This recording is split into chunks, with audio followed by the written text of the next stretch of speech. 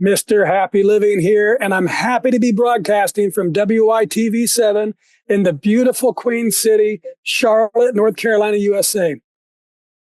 Friends, will you come and join me for a minute and just imagine how amazing it'd feel to be living the unique and distinct life that you were put on this planet to live, doing work you love, with people you love, in places you love, and all the while creating something of real value to others.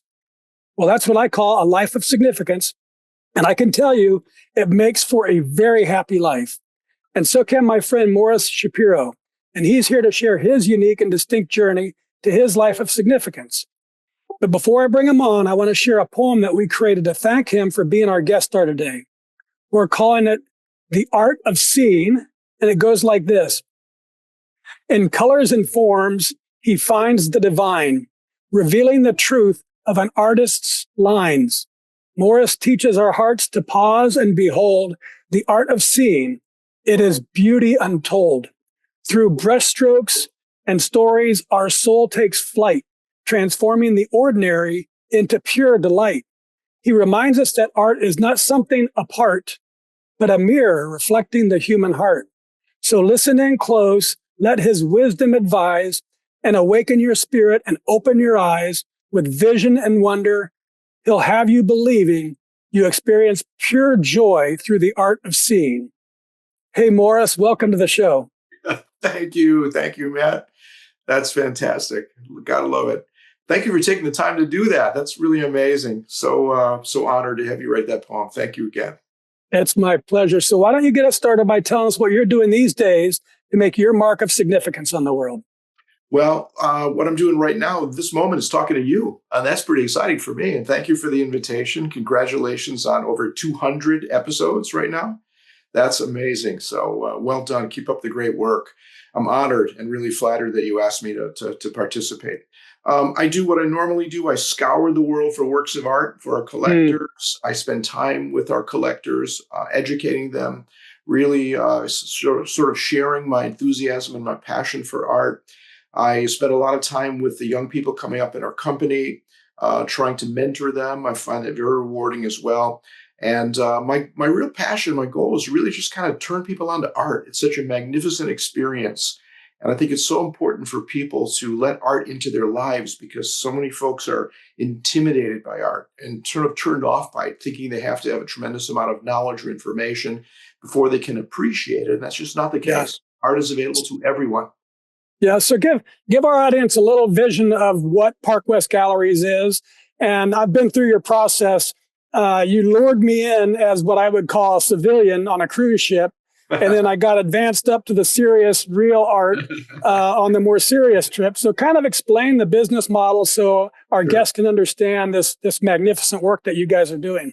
Yeah, well, the company's 56 years old, founded in 1969 by a man named Albert Scaglione, who was a professor, physics, PhD, and he just got turned off by the politics of education. They wanted him to work on nuclear weapons at the time, back in the 60s. And he said, I don't want to do that. And he walked away from that profession, said, what do I love? He said, I love art. He worked for his uncle when he was a kid and, putting frames together in a frame shop. And he fell in love with the oil paintings. And he said, I'm going to do that. I took out a little loan on his house and he started his business. And now we're the largest privately held art gallery in the world. And we do auctions on over 100 cruise ships all over the world. We have special events in some great locations internationally, well over 1 million active collectors, hundreds and hundreds of artists with whom we work, as well as an incredible collection of masterworks. We do a lot of work. That's a lot of my work is finding these masterworks, again, scouring for them and educating people about them. And it's just been a wonderful thing. The whole concept of the company really has been to make art available to everyone, to demystify art and to give everyone a chance to experience it at all different price levels, all different levels, styles of art.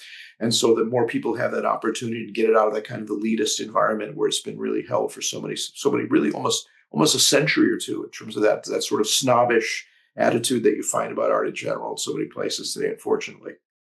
Yeah. And give us just a little bit. One of the things I love about art and artists in general is I love entrepreneurialism and creating something from nothing. And almost every artist I've ever met It's all creativity and it's entrepreneurialism. So can you talk just a little bit about the connection between creation in business and creation in art? Yeah, absolutely. Well, I've said this many times and I stand behind it. I think artists are amongst the most courageous people in the world. Hmm. And I don't mean to diminish first responders, of course, and people in the military. I'm in awe of their courageousness. But just to realize at a certain point in your life that you've been kissed by God with this gift, and this is put on the earth to do, and to say, I'm going to devote my life to making beauty and sharing beauty with other people and sharing my inspiration with the world. And then you tell your significant other this, and they say to you, well, that's wonderful, dear, but how are we going to make the car payment? Correct. You go, I don't care, we're going to do it, right? And so set upon the path of the no's, the no, sorry, can't help you, the closed doors in their faces, the struggles they have, the vicissitudes they have to go through, and to persevere, the tremendous amount of discipline, determination, persistence, perseverance. And then finally to get to the point where they're able to have a mature imagery that's beginning to resonate with people. Then the important part is you got to find a dealer. And any great artist will tell you, no matter how good you are, if you don't have a good dealer, if you don't have somebody good to represent your work with integrity and with quality, you're going to miss out, right? So the artist, we give the artist the opportunity to work on their work and not think about the business aspect of it. And so I'm so delighted that so many artists, young artists, some of them are, in their 20s today. And we have others in their 70s and 80s and even 90s who we're able to provide the opportunity to sustain themselves financially so they can focus on bringing this incredible art into the world. Oh, that's great. Very cool. Thank you, Morris. Now, let's do a little mathematics so our friends all around the world can get to know you through our happy formula. It's super simple, but it's really powerful, and it goes like this. Power plus purpose equals happy. So let's start with power. What are your personal practices for building up all the power that you need to get things done, whether it's physically, mentally, financially, spiritually, emotionally?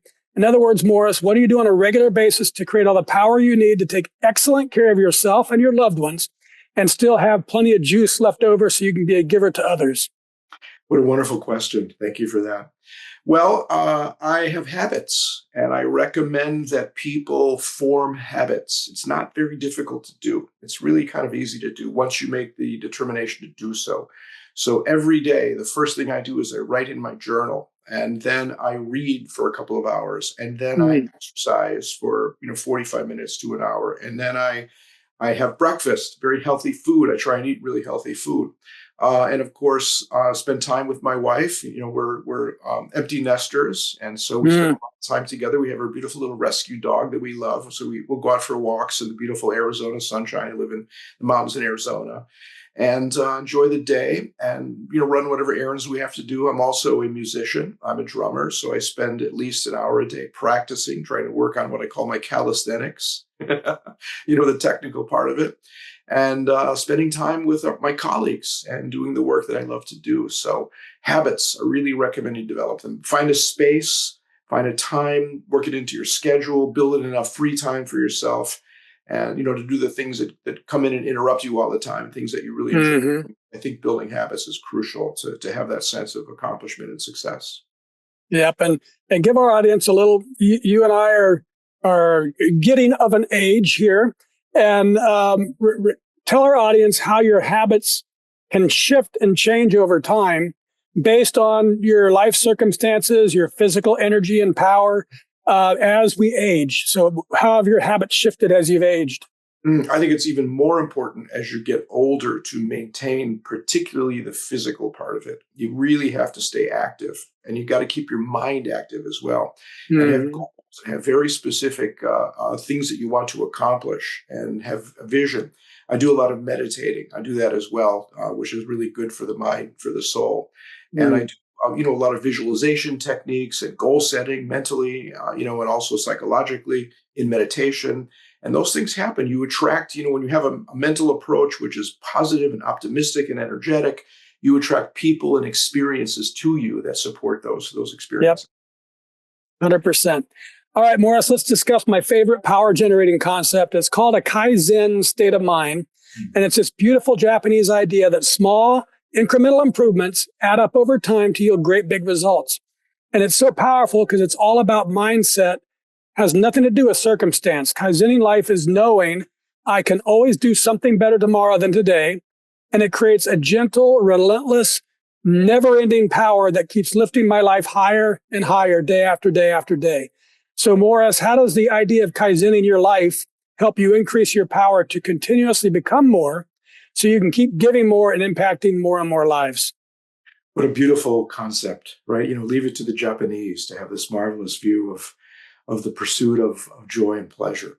For me, it's my journal. It really is. Every morning, without fail, the first thing I do when I wake up is I write in my journal. And the first thing I write about is, what am I grateful for? What is this day presenting to me? And I write before I go to bed at night. The last thing I do before I turn off the light and close my eyes to sleep is write in my journal. And I write every day about what happened during the day. And most importantly, what did I learn? What did I learn? Every single day we learn something, right? And if we're attuned during our day, the course of the day, to acquiring knowledge, acquiring learning, and it can be something I read in a book, or be something I have in an experience, or something I see in a film, whatever, it doesn't matter. I document it. I write it down. Just one thing. It could be a couple of things, but I write it down. So that little piece every single day, writing in the morning, what am I grateful for? What am I trying to do today? What do I want to accomplish? And at the end of the day, summarizing it and saying, what did I learn today? I think is really the Kaizen aspect of my life. Yeah, that's great. And you mentioned gratitude. Gratitude is so powerful. One of the most, I've written this down many times. I've used it in the show quite a bit. I was in a brewery in Texas, and on the back wall was a chalkboard. And on the chalkboard was written a quote. It says, "The days that my gratitude is higher than my expectations, those are really good days." That's great. That's wonderful. A lot of wisdom right there, right? Yeah. All right, let's move on to purpose. That's the second element of our happy formula.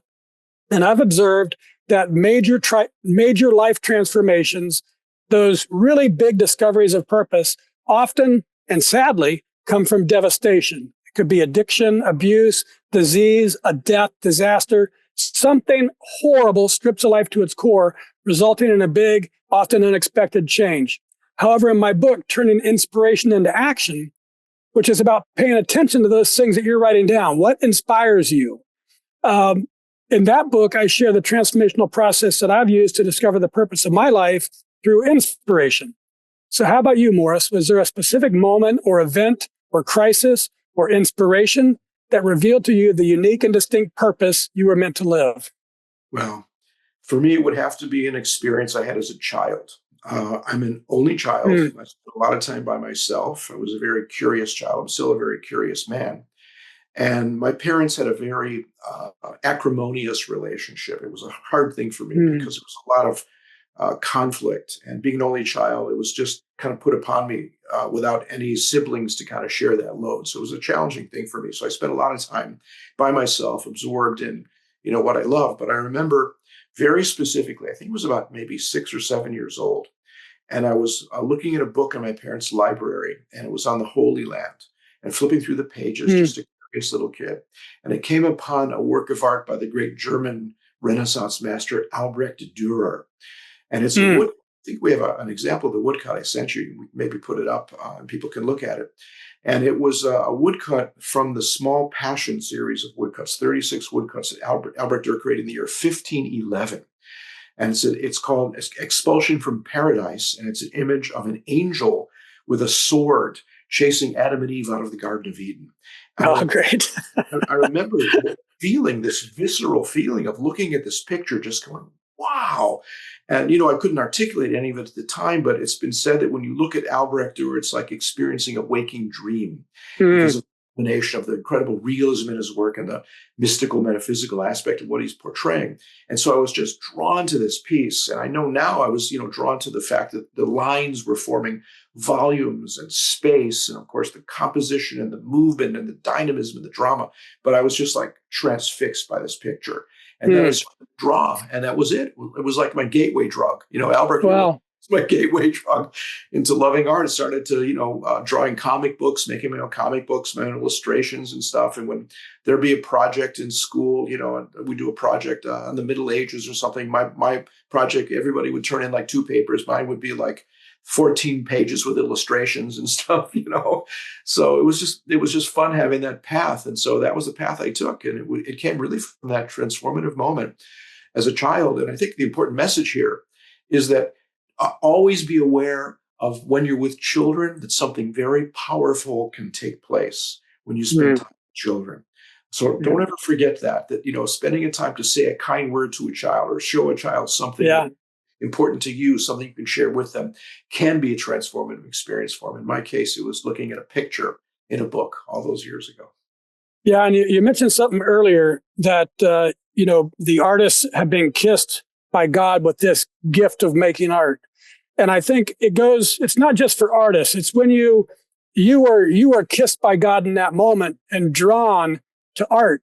And I think in both cases, the artist, and in your case, an artist, but you began to build your life around this passion. And it's not always easy. The artist can't get paid. They might have to work as a journalist, but if they keep building their life more and more and more around that gift that God gave them, that creates a real significant, meaningful life. Don't you think? One step at a time. Kaizen. Again, one little step at a time, builds this incredible narrative, this incredible path upon which I walk. Yeah. So one last thing on this section, because I'm intrigued, because I know you're also a musician, and I believe were you a professional musician at some point? I was. I came to a fork in the road, around my 20s or so, and I had to decide if I wanted to pursue art or pursue music. Yeah. Thankfully, I chose art. I felt it would be a better path for me to support a family. Got married very early, and had a child, had to support a family. And figured art is a better way to go. Yeah. And music, as we all know today, it's a real struggle in terms of, trying to make any living as a musician. So fortunately for me, I'm really blessed the fact that I can play music just for the pure joy of playing it and not have financial pressure on it. Well, my curiosity is how has music shaped your ability to perceive art, emotion, and meaning? Did you find an extra depth that you can bring to your work as an art curator and as in the art world from your experience as a musician? Absolutely. Music is a collaborative art. I'm a drummer, and so I have to play with other musicians. Unless you want to play a really boring drum solo for 20 minutes, people will leave. But the collaborative aspect of it, and the fact that you work together to create something which is greater than the sum of the parts, right? Greater than the parts. And, the fact that you're crafting something with another person, and that gives you a real sense, I think, of, a community, creativity, and that can flow into every aspect of your life, your professional life, your personal life as well. So having music as a passion and music as an outlet, I think has been a real blessing for me in particular. Yeah, very good. All right. Thank you for all that, Morris. Now let's take a commercial break so our sponsor can spread a little love with our audience. Are you ready to transform your life? At happyliving.com, we've discovered 4 keys to help you live with purpose, joy, and significance. Unlock your truth with the Happy Quiz. Unlock your happy formula with inspiring stories from the Something Significant Show. Unlock your roadmap to happiness with our free ebook, Making Your Mark of Significance. And unlock your inspired life with our life-changing e-course, The Philosophy of You and Your Inspired Life. This is your time to shine. Go to happyliving.com now and click Unlock the Power of You. Unlock your power. Live your best life. happyliving.com.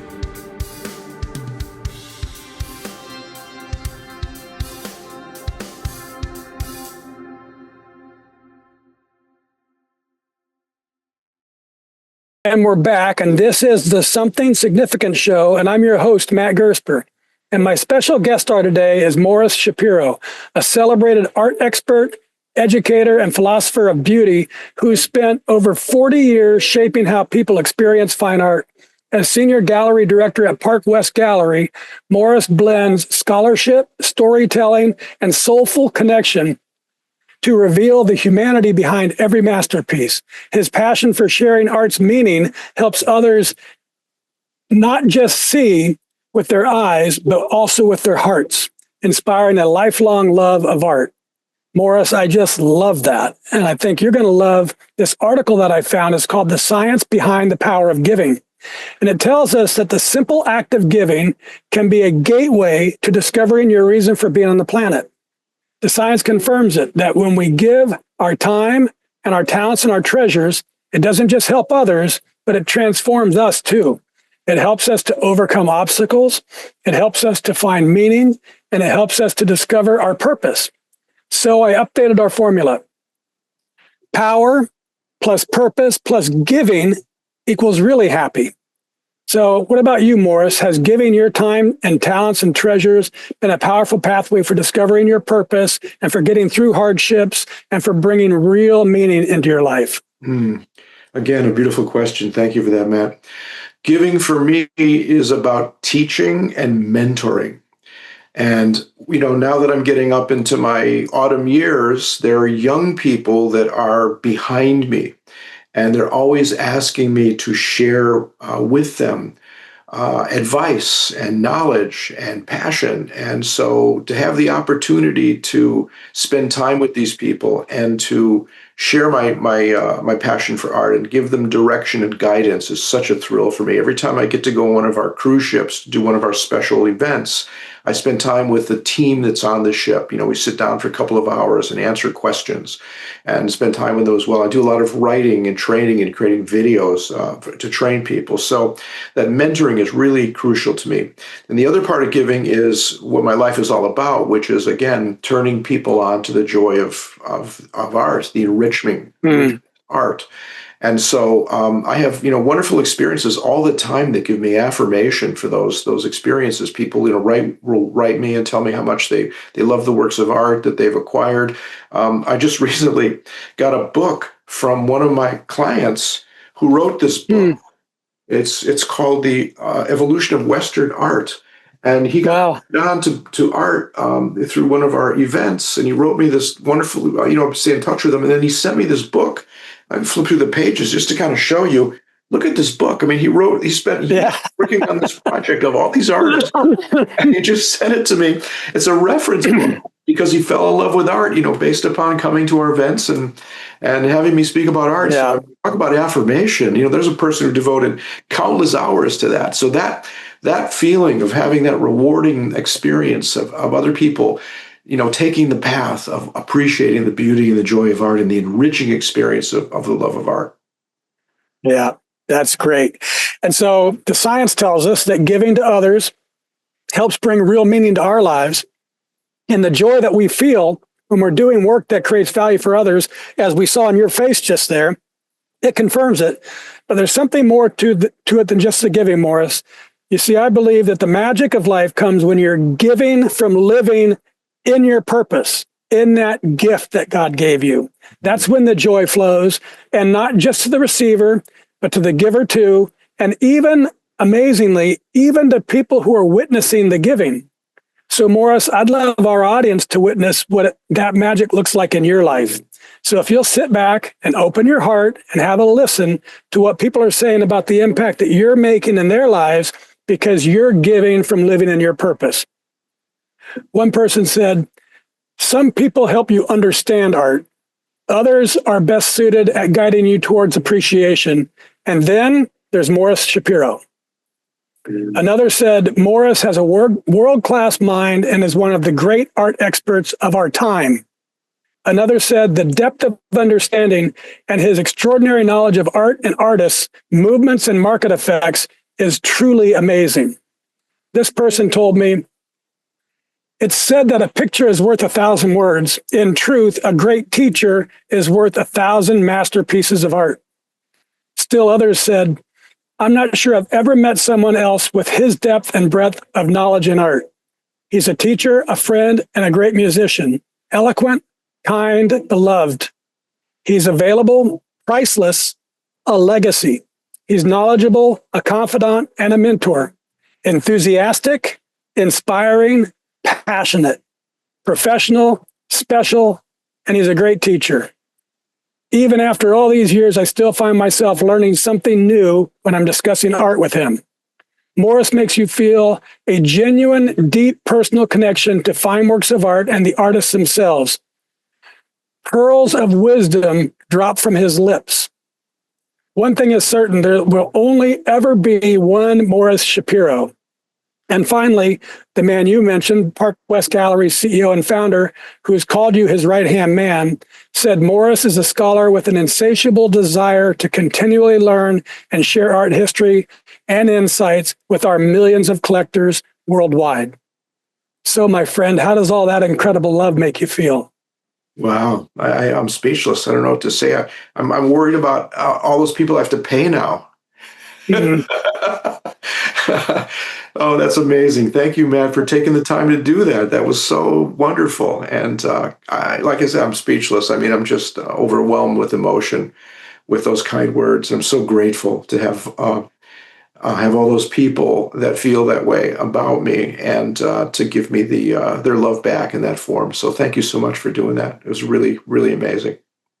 It's a pleasure. And folks, that's it. That's what this show is all about. We're here, Morris and me, and all our guest stars for that matter, to encourage you, our listeners, to keep looking until you find that same magic in your lives. It's available for each of us. That's what I believe.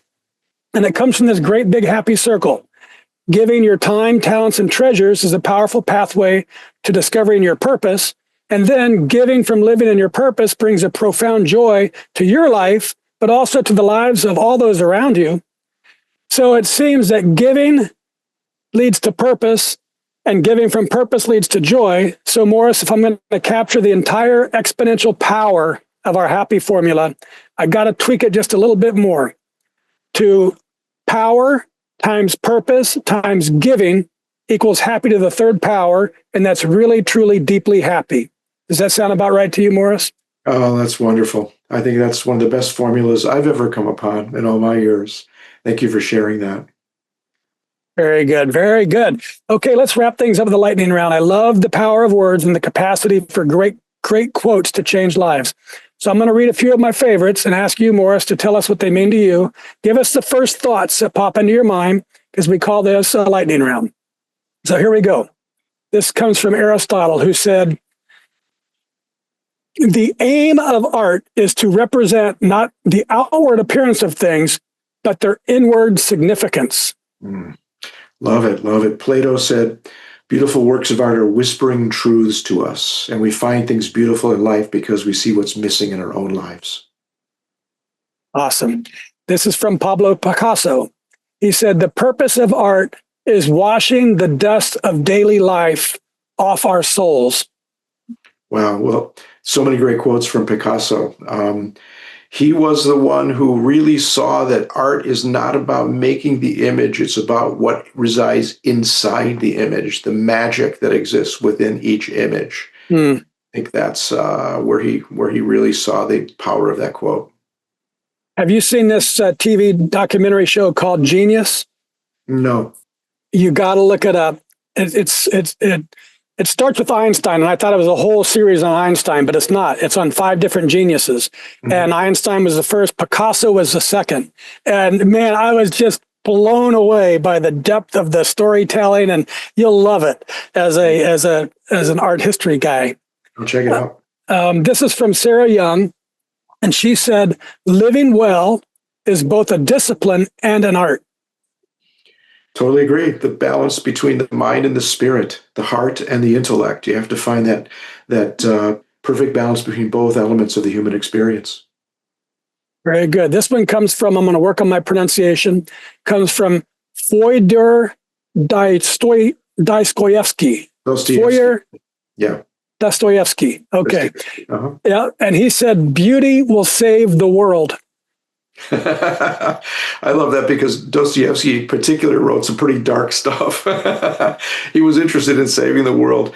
Yes, indeed. I totally agree with that. Getting back to Aristotle, we find things, Plato rather, we find things beautiful because we see in them what's missing in our own lives. So there you go. Beauty will save the world and save each of us. Love it. This is from Henry David Thoreau. He said, it's not what you look at that matters. It's what you see. Very important distinction between looking and seeing. Looking is to just have your eyes take in something.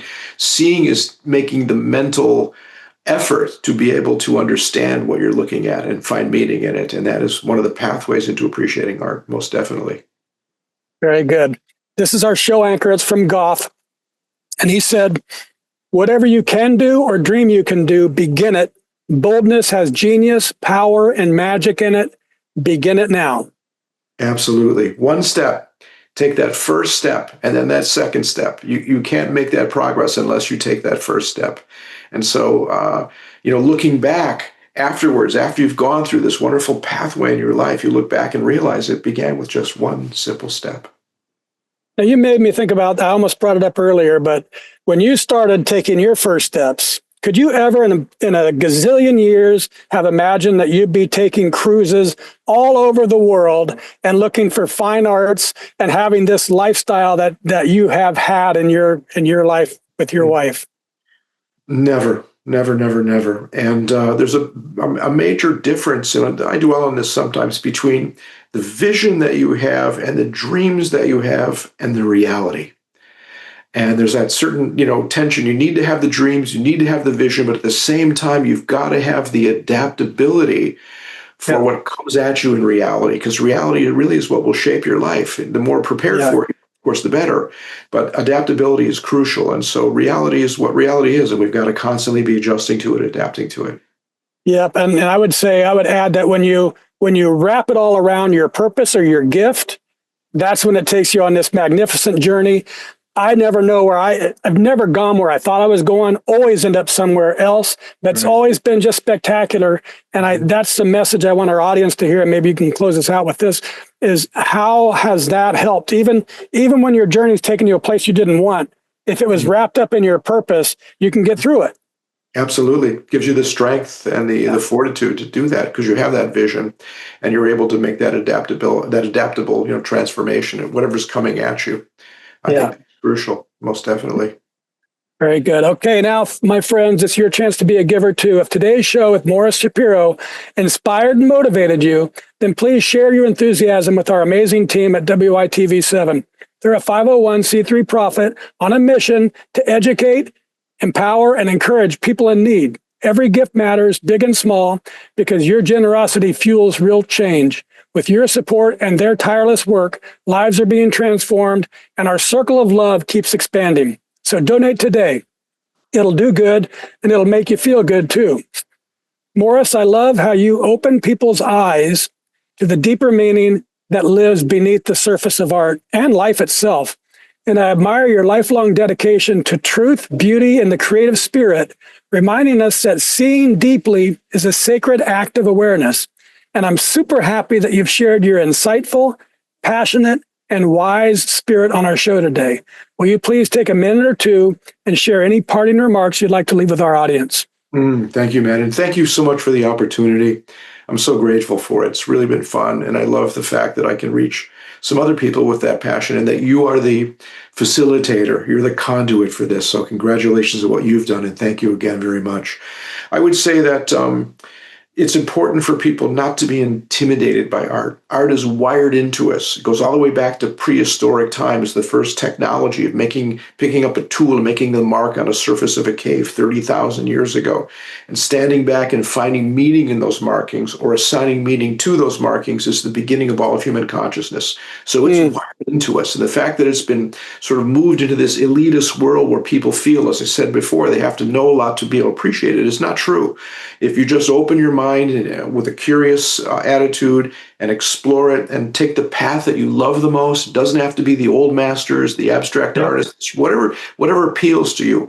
Take that first step that we were talking about before, and you will be enriched by it. And I'll leave you with one interesting thing. It was a very famous writer named Marcel Proust, Proust. He wrote a very famous book called In Search of Lost Time. And it's the theme of the book is how do we get the richest fulfillment in life? Pretty big theme, right? And the book is, by the way, it's like 1.2 to 1.4 million words. It's 7 volumes. My goodness. Never finished it before he died. It was published posthumously. Anyway, he goes through this a path of how do I find the richest life. First, he thinks you got to be with the cool people. He figures that that's not the way to do it. Second, you got to love one person, and completely figures that's not the way to do it. We come into the world alone. We leave the world alone. Finally comes to the conclusion that it's about art. And he doesn't want people to be artists. He wants people to see the world as artists see the world. If we can develop that sensibility to see that morning sunset, the beautiful bouquet of flowers sitting on a table, the things around us, the simple things around us, and see them with the eyes of an artist, we will have a much richer life and a happier life. So I want to wish all the people that are watching this to have a very Proustian day and a Proustian life. And I wish the same for you, Matt. So thank you again so much. Very good. Thank you, Morris. And friends, it's because of stories like Morris's and listeners like you that we've been named one of the top 100 life purpose podcasts worldwide, ranked at number 17. So thank you for supporting our mission and for sharing these stories of inspiration and purpose. I also want to thank WITV7 for hosting and promoting our show so we can keep interviewing inspiring guest stars like Morris and reaching folks just like you ready to create your own extraordinary lives. And most especially, thank you to our viewers and listeners. You'll find links to social media and all things Morris Shapiro. Find him, follow him, and explore his remarkable world of art through his writings, talks, and leadership at the Park West Gallery. From his thoughtful essays to his passionate reflections on masterworks by Picasso, Dali, and beyond, Morris continues to illuminate the beauty and meaning that art brings into our lives. You'll find all his links in our show notes. And finally, from me to you, dear friends, I love you, and I want you to be really, truly, deeply happy too. So go to happyliving.com right now and click Unlock Here. It could be the first step to unlocking the life you were meant to live, one that's filled with purpose, joy, and real significance. And once you begin unlocking, think about what we can do together, you and me, to improve the happy of your world one person at a time. Till next time, I'm Matt Gersper. You're awesome, and this is the Something Significant Show. And we're out.